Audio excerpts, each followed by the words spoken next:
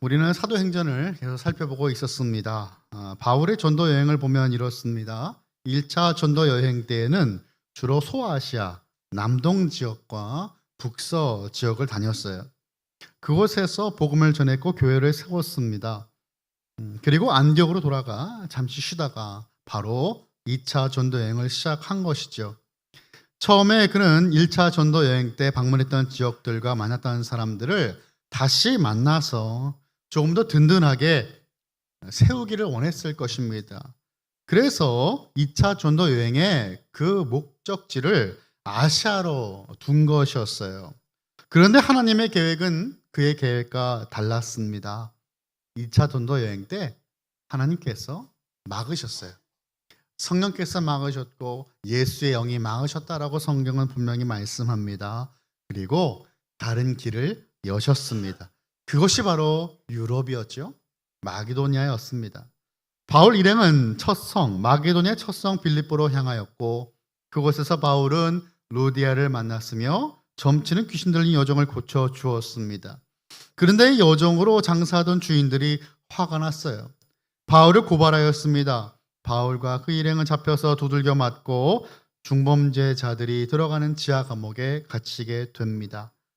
그곳에서 찬양하며 기도한 바울과 실라는 간수를 만나게 되었고 그와 그의 가족들에게 복음을 전하였습니다. 그리고 이동한 곳이 바로 데살로니가였어요. 데살로니가라고 왔는데 그곳의 사람들, 불량배들 바울을 내몰았습니다. 그래서 할 수 없이 이동한 곳은 어디였어요? 신사적인 사람들이 많이 살았던 베레아였습니다.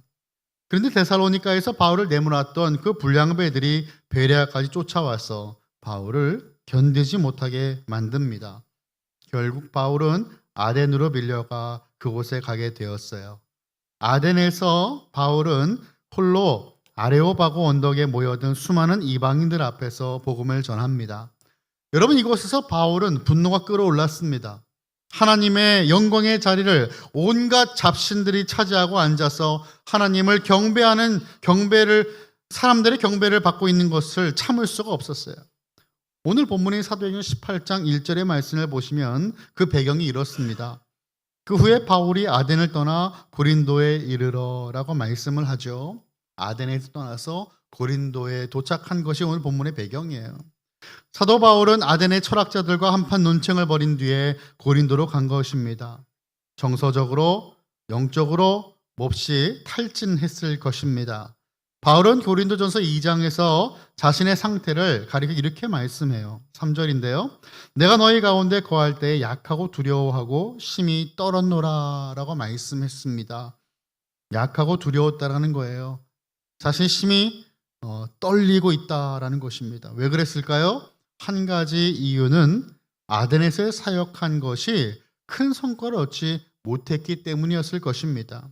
아덴의 그 아레오바고 언덕에서 열심히 복음을 전했지만 반대자들에 의해 조롱과 비난을 피할 수가 없었습니다. 물론 당장은 믿지 않더라도 복음을 전했으니까 바울 오는 책임을 다했다라고 할 수 있습니다. 전해진 복음이 언젠가는 결실하게 될 줄 믿지만 바울이 당시 사역했던 다른 도시들과 비교해 보면 당장 눈앞에 교회를 세우는 성공은 이루어지지 않았습니다. 또 다른 이유가 있다면 그것은 계속 홀로 여행한 탓도 있었습니다. 사도행전 17장 15절을 보니까 이렇게 말씀하고 있어요.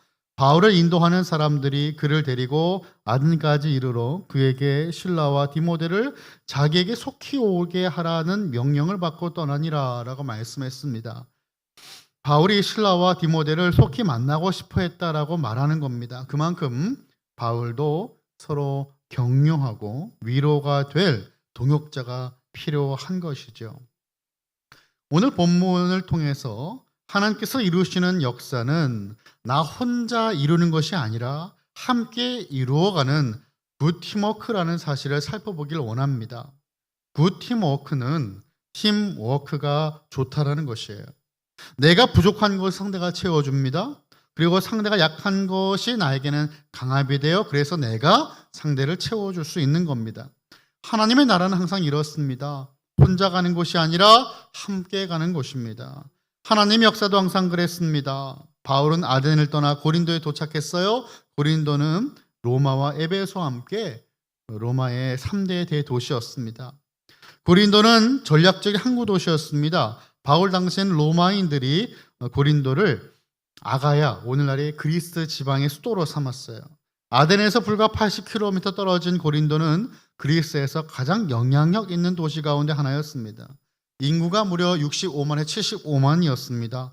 만약 65만 명을 우리가 인구라 본다면 그중 자유 시민은 25만 명 정도 되고 나머지 40만 명이 노예들이었습니다. 또한 고린도는 상업의 중요한 중심지였습니다. 이 도시는 좁은 지역에 있었으면서 인근 두 개의 활발한 항구 도시를 끼고 있었어요. 그 말은 그만큼 상업이 발달할 수밖에 없는 환경이었습니다. 따라서 고린도는 부유한 도시이자 물자가 풍부한 도시였습니다. 한편으로 또 고린도는 문화의 중심지였습니다. 아덴과 같은 대학 중심의 도시는 아니었지만 헬라 철학과 지혜에 관심이 많았어요. 아리스티테스의 증언에 따르면 이 고린도에서는 어느 거리로 가든지 지혜자라고 불려지는 사람들을 만날 수 있었다고 합니다. 그 사람들에게 세상 문제들에 대해서 묻고 그 사람으로부터 나름 해답을 얻을 수 있었다고 합니다. 지금으로 따지면 네이버죠. 네이버에 물어보면 답이 나오니까. 사람들에게 물어보면 바로 답을 얻을 수 있는 지혜자들이 많이 있었다. 또한 고린도는 온갖 종교가 범람하는 도시였습니다. 큰 신전이 적어도 12개는 있었습니다. 그중 가장 음란한 신전은 바로 사랑의 여신 아프로디테에게 바쳐진 신전이었어요. 이곳에서는 매춘부 1000명이 활동하고 있었습니다. 또한 아폴로의 신전에서는 미소년들을 고용하여 참배하러 오는 남자와 여자들의 성적인 욕망을 채워주었습니다. 이런 사실로 인해서 그 도시는 부도덕적으로 유명한 소문이 자자한 도시였죠. 자유분방한 성적 타락이 극에 달하는 바람에 고린도 같다라고 하는 헬라어 동사가 만들어졌습니다. 이 말은 성적인 부정을 저지르다라고 하는 의미예요. 그래서 철학자 플라톤이 한 매춘부를 언급하면서 고린도의 아가씨라고 표현한 것은 이해가 됩니다. 인간적인 관점으로 볼 때 고린도 어떻습니까? 성공적인 사역을 거둘 것으로 기대할 만한 곳이 전혀 아니었다라는 것이에요.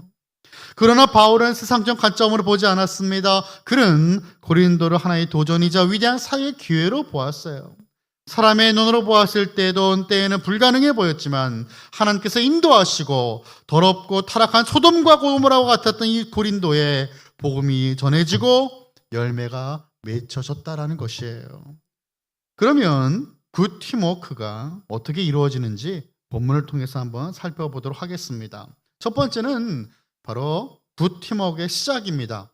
시작은 만남이죠. 하나님은 굿 팀워크를 이루기 위해 좋은 동역자들을 만나게 하셨어요. 만나게 하신다. 팀워크가 좋으려면 팀이 꾸려져야 되겠죠. 팀이 없으면 팀워크가 어떻게 이루어지겠습니까? 혼자 하는 게 아니죠. 함께 하는 것이 팀이기 때문이에요. 공동 목표를 이루기 위해 각자의 역할을 성실하게 감당할 사람들이 모여서 팀을 이룹니다. 팀워크는 팀으로 일한다라는 의미죠. Work as team이라고 정의할 수가 있어요. 결국 사람과 사람이 만나야 팀을 이룰 수 있고 팀을 이루어야 팀워크가 시작됩니다. 하나님께서 허락하신 만남의 축복은 바로 브리스길라와 아굴라 부부였습니다. 본도 출신으로 남편의 이름은 아굴라, 부인의 이름은 브리스길라였어요. 이들은 생계를 위해 로마에 거주했던 디아스포라 유대인들이었는데 AD 49년경에 황제 글라우디오가 로마에서 소요를 일으킨 유대인들을 추방하라고 한 칙명을 내리는 바람에 로마에서 쫓겨나서 고린도로 건너오게 되었습니다. 이 내용이 바로 본문의 2절의 말씀이죠. 브리스길라와 아굴라 부부는 이미 복음을 믿고 있었던 그리스도인들이었습니다. 바울이 고린도에서 이들을 만난 것은 결코 우연이 아닙니다. 바울과 아굴라는 천막을 치고 만드는 일로 생업이 같았어요. 그래서 그와 동거하며 협력하게 됩니다. 3절입니다. 생업이 같으므로 함께 살며 일을 하니 그 생업은 천막을 만드는 것이더라. 바울이 천막 제조 기술을 습득한 배경에 대해서 어떤 사람들은 바울의 할아버지 조부가 유대인으로서 천막 제조로 로마 부대에 공헌한 일로 로마 시민권을 받았을 것이다라고 추측합니다. 그러니까 자연스럽게 바울까지 그 기술이 전수되었을 것이다라는 거죠. 천막은 가죽을 다루는 일이기 때문에 가죽과 관련된 다양한 작업이 가능했을 것이죠. 이스라엘 사람들은 자녀들에게 기술을 가르칩니다. 이것이 대단히 중요한 일이라고 하죠. 랍비의 교훈에 의하면 아들에게 직업이나 기술을 가르치지 않는 것은 도둑을 집에서 키우는 것과 같다라고 말을 합니다.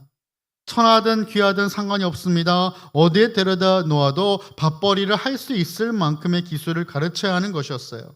바울은 그렇게 집안 대대로 이어져 내려오는 천막 제조 기술을 익혔을 것입니다. 천막 제조의 기술을 갖고 사역을 했던 바울은 작업 현장을 선교의 장소로 인식을 하고 노동의 현장에서 사람들을 만나 대화하고 설득하고 토론을 했어요. 복음을 전했어요. 또 생계를 직접 해결함으로써 아무에게도 속박을 받지 않고 자유롭게 사역을 했습니다. 바울의 이 전도 전략이 회당에서 하나님을 경외하는 이들을 만나 복음을 전하는 것이었기 때문에 그 지역의 회당을 찾는 것은 중요했습니다. 4절의 말씀은 이렇게 말씀하죠. 안식일마다 바울이 회당에서 강론하고 유대인과 헬라인을 권면하니라. 회당은 이제 유대인과 이방인이 함께 하나님의 말씀을 들을 수 있는 장소였습니다. 그런데 이방인이 그곳에 있다는 것은 그 이방인은 유대교로 개종하지 않고 하나님을 경외하는 사람이었다라는 의미예요. 하나님을 경외하는 이방인, 물론 이제 이방인 태어나도 개종할 수 있습니다. 유대교로. 그런데 유대교를 굳이 개종하지 않고 이제 하나님을 경외하고 섬기며 말씀을 듣고 삼가운 율법을 지켰던 사람들을 성경은 하나님을 경외하는 자라고 하는 호칭으로 부르고 있어요. 고린도에도 유대 회당이 존재했습니다. 바울은 평일에는 아굴라와 함께 일을 했고 안식일이 되면 회당을 찾아 동족 유대인과 경건한 헬라인들에게 복음을 강론하고 전하고 권면을 했어요. 이때 하나님은 귀한 동역자들을 다시 만나게 하십니다. 이런 만남의 축복은 새로운 만남의 축복도 있지만 이전에 만났던 사람들을 다시 하나님에 대해 만나게 되는 것도 만남의 축복이에요. 하나님의 앞에서 정말 너무나 보고 싶었지만 만나지 못했다가 10년, 20년 뒤에 우연히 만나게 되는 경우가 얼마나 많이 있습니까? 저는 참 그런 경우를 많이 경험했어요. 하나님께서 만나게 할 사람은 꼭 만나게 하시더라고요. 제가 이제 이민을 가서 이제 한국을 한 번도 방문을 못 하다가 이제 고등학교를 졸업하고 대학교 다닐 때 잠깐 이제 한국에 나왔을 때가 있었어요. 근데 이제 가족들한테는 아무도 연락을 하지 않고 그냥 나왔어요. 이제 나와서 연락을 드려야지 하고. 근데 도착을 하고 이제 여권을 다시 만들어야 돼 갖고 이제 그 당시에 구청을 딱 섰는데 그 앞에 저희 큰아버지를 만난 거예요. 연락을 한 번도 안 하고 도착하자마자 3시간 뒤에 이제 일 처리를 빨리 하려고 딱 갔는데 큰아버지를 거기서 딱 봐서 근데 큰아버지를 처음에 못 알아보셨어요. 왜냐하면 제가 거기에 올 거라고 상상을 못 하신 거죠. 그래서 하나님 앞에 하나님 앞에 정말 우리가 누구를 만날 수 있다라는 거 정말 하나님의 계획이구나. 만나고 헤어지 모든 것이 하나님의 계획 가운데 있는 것이구나를 깨닫게 되었던 적이 있었습니다. 이거 한 끝도 없죠. 정말 하나님이 계획한 것은 놀랍습니다. 제가 이민 21년을 마치고 한국으로 돌아왔을 때 정말 제가 말씀드렸죠. 우리 학교에서 제 중고등부 때 저를 지도하셨던 전도사님을 교수님으로 만났어요. 연락 한 번도 하지 않았었는데 이런 놀라운 일들이 일어나고 있습니다. 바울은 그토록 그가 만나고 싶었던 정말 실라와 디모데를 다시 만났어요. 5절입니다. 실라와 디모데가 마게도냐로부터 내려오매 바울이 하나님의 말씀에 붙잡혀 유대인들에게 예수는 그리스도라 밝히 증언하니. 두 사람의 합류는 여러모로 노동과 사역에 지친 바울에게 큰 위로와 힘이 되었습니다. 무엇보다도 두 사람이 가져온 소식이 더할 나위 없이 기뻤어요. 이 내용은 데살로니가전서 1장 6절과 7절에 있습니다. 한번 제가 읽어보겠습니다. 또 너희는 많은 환난 가운데서 성령 기쁨으로 말씀을 받아 우리와 주를 본받는 자가 되었으니 그러므로 너희가 마게도니아와 아가야에 있는 모든 믿는 자의 본이 되었느니라. 아멘. 디모데가 데살로니가 교회로부터 성도들의 믿음과 사랑의 기쁜 소식을 전했어요. 데살로니가 교회 성도들의 믿음은 마게도냐뿐 아니라 아가야까지 본이 되었다라고 하는 것입니다. 이러한 사역의 보고를 받은 바울이 얼마나 큰 위로와 격려를 받았을까요? 그때 고린도에서의 바울은 모든 궁핍과 환난 가운데 있었다라고 그랬어요. 데살로니가전서 3장 7절입니다. 이러므로 형제들아 우리가 모든 궁핍과 환난 가운데서 너희 믿음으로 말미암아 너에게 위로를 받았노라. 고린도의 상황을 바울은 모든 궁핍과 환난이라고 증거하고 있어요. 어려웠다는 거예요. 힘들었다는 것입니다. 제가 방금 말씀드렸던 살펴본 것처럼 고린도전서 2장의 3절의 말씀 보니까 바울이 육신이 쇠약해졌어요. 두려움에 심히 떨고 있는 상황이었습니다. 하지만 디모데 소식을 듣고 바울은 데살로니가 교회를 향해 편지를 쓰는 것이죠. 빌립보 교회로 보내졌을 신라 역시 그곳 성도들의 따뜻한 소식과 정성껏 마련해준 후원금, 헌금을 가져왔어요. 이것이 빌립보서 4장에 기록되어 있습니다. 바울은 두 동역자의 합류와 그들이 가져온 기쁨의 그 소식에 힘입어 사역에 더욱더 몰두할 수 있었고 집중할 수 있었습니다. 천막 작업은 최소화하고 이제는 전도 사역을 최대화하여 사역에 더욱더 집중하고 박차를 다하는 것이죠. 5절의 후반부와 6절을 보면 이렇게 말씀하고 있죠. 바울이 하나님의 말씀에 붙잡혀 유대인들에게 예수는 그리스도라 밝히 증언하니 그들이 대적하여 비방하거늘 바울이 옷을 털면서 이르되 너희 피가 너희 머리로 돌아갈 것이요 나는 깨끗하니라. 그 후에는 이방인들에게로 가리라 하고, 바울은 하나님의 말씀에 사로잡혀 동족 유대인들에게 더 강력히 예수를 그리스도라고 증거했지만 그들의 반응은 무엇이었다고요? 거절과 또한 저항이었어요. 적극적으로 바울을 대적하며 비방했습니다. 그래서 바울은 옷을 텁니다. 이것은 이제 모든 결과는 그들의 몫이고 자신에게 책임이 없다라는 것을 나타내는 것이죠. 유대식 표현이에요. 유대인들의 거절은 곧 이방인들로 향하는 선교의 명분이 되었습니다. 이제는 이방인으로 간다 이거죠. 하나님 나를 이방인으로 인도하신다라고 하는 것이었습니다. 자, 두 번째, 굿티머크의 결과입니다. 그것은 바로 사역의 열매였어요. 여러분, 팀워크가 좋다라고 하는 것은 단순히 사람과 사람이 만나서 좋은 시간을 가짐을 의미하는 것이 아닙니다. 팀워크가 좋다라고 하는 것은 좋은 결과를 맺을 때 사용할 수 있어요. 팀워크가 좋다라는 것은 함께 일을 하여 좋은 결과를 맞이했다라는 것입니다. 결과를 보면 팀워크가 어떤지 나타납니다. 이런 말이 있죠. 빨리 가려면 혼자 가고 멀리 가려면 함께 가라라고 하는 경언이 있습니다. 좋은 팀워크는 한 번 반짝이는 것이 아니라 지속적으로 좋은 결과를 맺게 하는 것이에요. 팀워크가 자주 사용되는 분야는 스포츠 분야죠. 스포츠 경기도 그렇습니다. 팀워크가 좋으면 좋은 결과가 나타나는데요. 농구 황제라고 불려지는 마이클 조던 이런 말을 했어요. 재능은 게임에서 이기게 한다. 그러나 팀워크는 우승을 가져온다. 라고 말을 했습니다. 여기 또 아멘인가요? 예. 아무리 선수들 개개인의 역량이 뛰어나도 팀워크가 나쁘면 한계가 생기기 마련해 우승할 수 없습니다. 2019년 미국 메이저리그 월드시리즈 우승팀은 워싱턴 내셔널즈였습니다. 전문가들은 이들의 우승 확률을 9%로 예상했어요. 실제 정규 시즌 개막 후에 50경기까지 19승 31패를 기록했어요. 아무도 그들의 우승을 예측하지 못했습니다. 그러나 이들은 남은 정규 시즌 가운데 74승을 쓸어담으며 역전승을 이루었어요.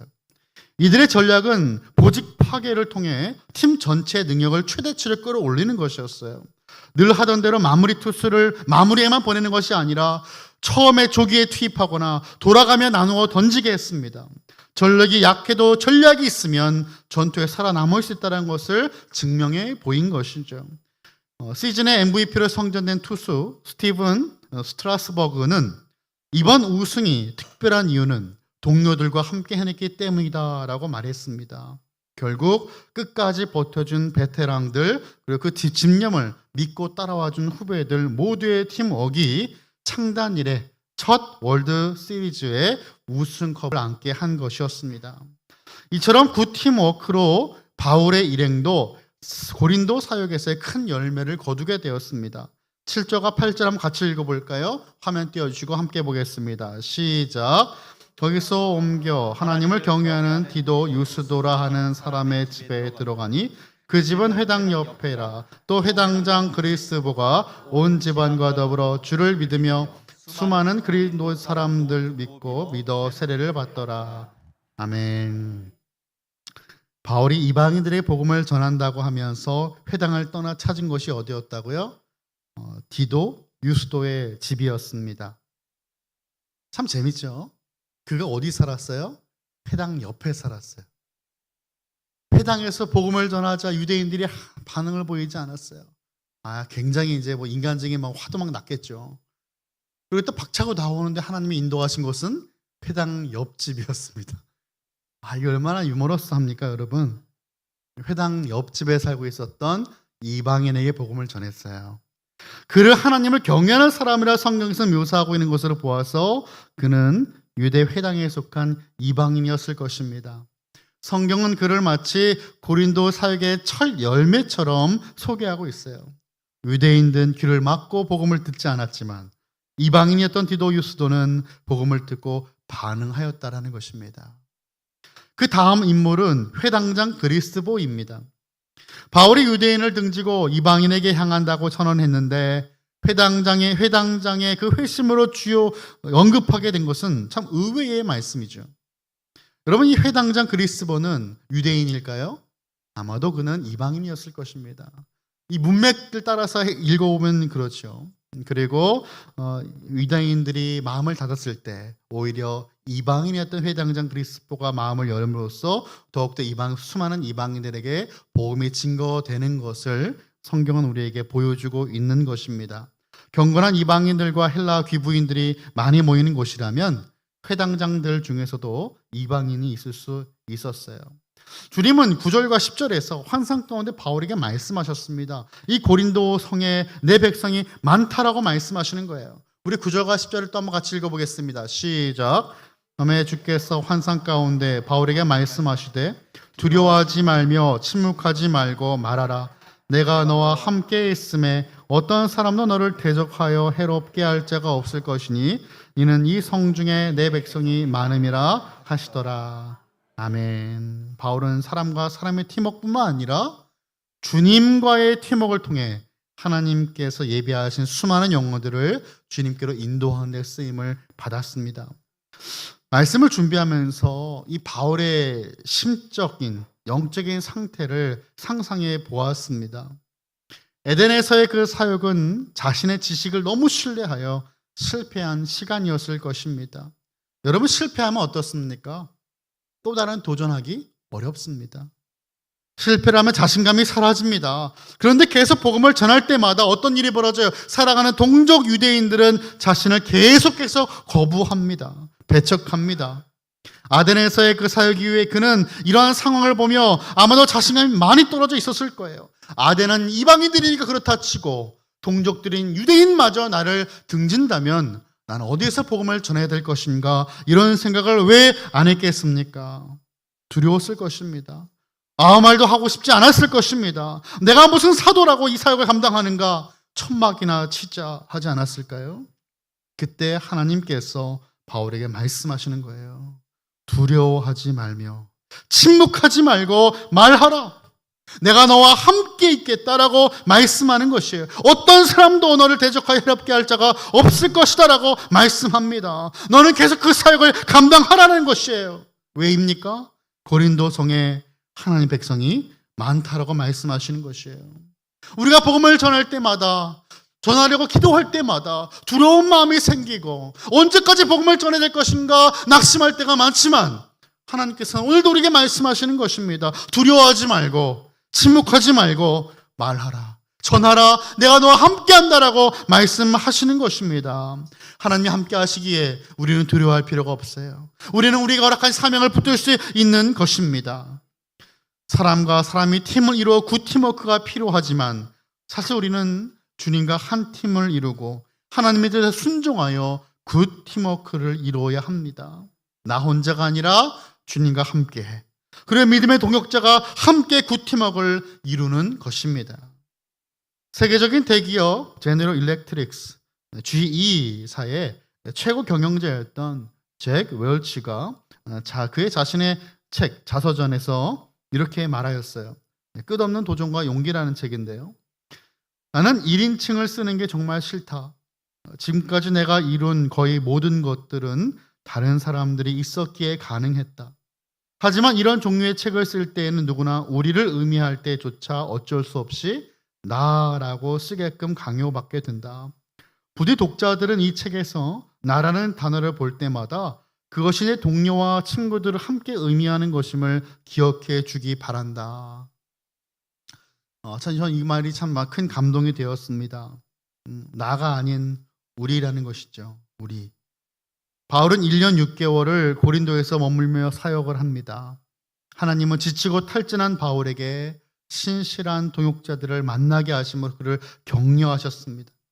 동역자들과 함께 하나님의 사역 감당케 하십니다. 나 혼자가 아니라 우리가 함께 한다라는 것이었어요. 그리고 무엇보다 하나님은 하나님이 함께 하시겠다는 약속을 주셨습니다. 주님과 함께하는 팀워크입니다. 함께 만드는 공동 작품이었어요. 이것이 하나님 앞에 그 팀워크가 됩니다.